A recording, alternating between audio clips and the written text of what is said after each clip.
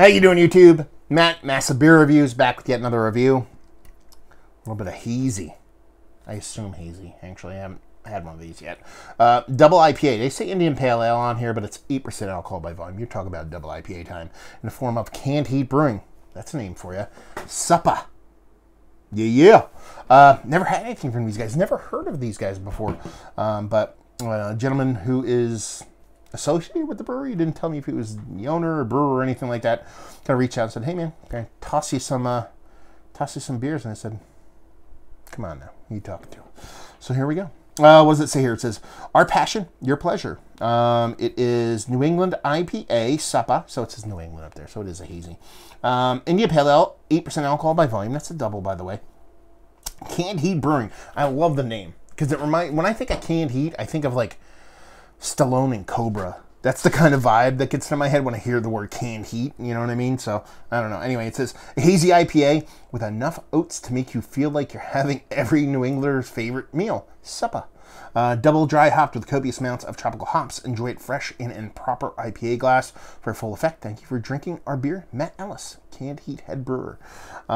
It is Mario. That looks like Mario, right? That's Mario? That's Mario, but it's like Vato Mario. It's got to be Mario from Jesus Christ. It's called Mario Brothers? Super Mario Brothers.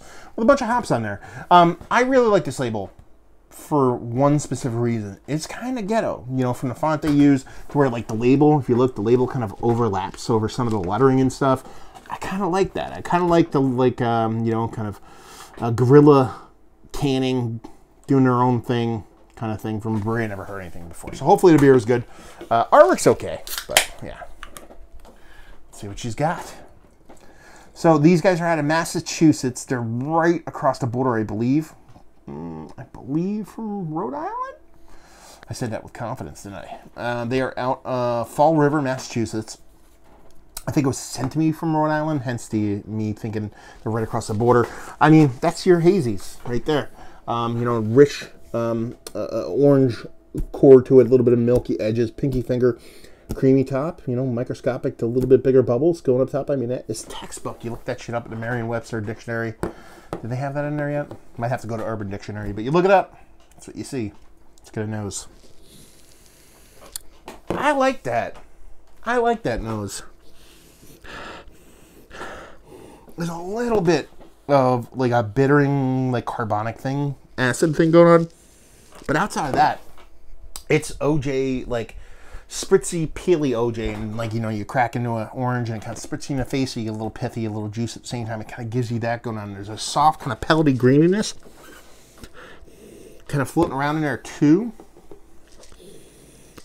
I like it. It smells both sweet and bitter, but it smells pretty damn equal, especially in the nose. So it smells nice. It smells vibrant. It smells fresh. It smells sprightly. It doesn't smell muddled or heavy or dense. It smells like something, even though it's a hazy, it's going to be a little bit, you know, dare I say, drinkable.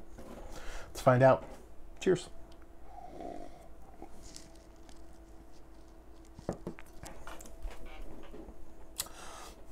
It's not too bad. That's really, no, that's tasty. It does have that little bit of slightly carbonic acid seltzer water carbonation thing to it. Very slightly. Totally forgivable, but it's there. So they could kind of dial that in a little bit and kind of knock that out. I think they'd be in for a home run, because the rest of the beer is absolutely tasty.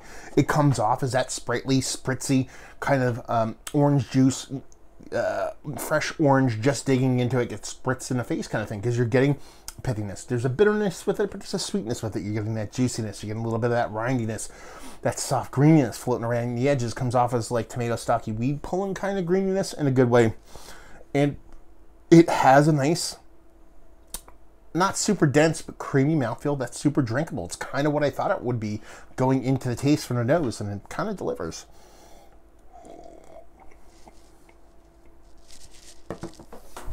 Yeah. Drinks, probably initial knee jerk, it drinks less than 8%. But you do get this little bit of pop of heat, especially in the back end, and a little warming the chest. So you're like, okay, I'm drinking something with a little bit of oomph to it, a little bit of ABVs to it. But it's nice. Perfect world, it would be like for it to impact its lanes down, it's be about 6.3, 6.4%. But I'll be okay with 8% on this one. It's tasty.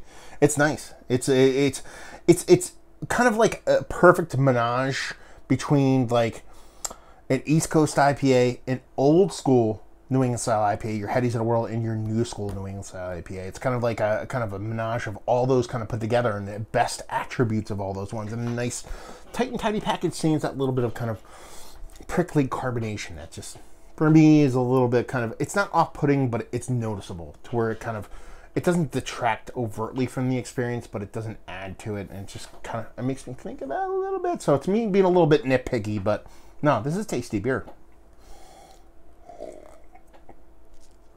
It reminds me of beer. I couldn't put my finger on it, but I like it. I think it's tasty. I dig it. It lacks that hard candied sweetness. A lot of people end up hitting in that kind of 8% range when they go for these New England style IPAs, to where that sweetness comes off kind of hard candy like. It's a bit softer. It's not confectionery, but it's softer, so it's not as aggressive. I like it. Let's talk about it. It's one of the better double IPAs I've had as of late. Definitely worthy of being in the conversation. I've had better ones. I've drank so many that it's hard to get onto that list to begin with. So the fact that it's in the conversation is a positive. Value and availability, no idea. It was sent to me. I don't know if it's brewery only or you can get it off a shelf and leave you with, if you like what. If somebody up there can let me know, that would be awesome. Or at least put it down there so everybody else knows. And if you like what we like this, if you like New England style IPAs, if you like heady but you want a little bit more of new school haze, if you like the new school haze but you want a little bit more heady, like I said, it's kind of a menage, a couple different styles, meeting in the middle in a good way. It's not trying to be, I don't think anybody else's beer trying to be its own thing, but it does touch on a couple different styles in a positive way and a tasty way. There you go. Another review in the books. Hopefully you guys enjoyed it. Down there if you want to talk about it. Massive Beers if you want to check me out doing the social media stuff. Beer Massive if you want to check me out doing the whole podcasting thing. And hopefully you guys enjoyed the review. Hopefully enjoying a nice little canned heat right now. And hope to see you next time. Cheers.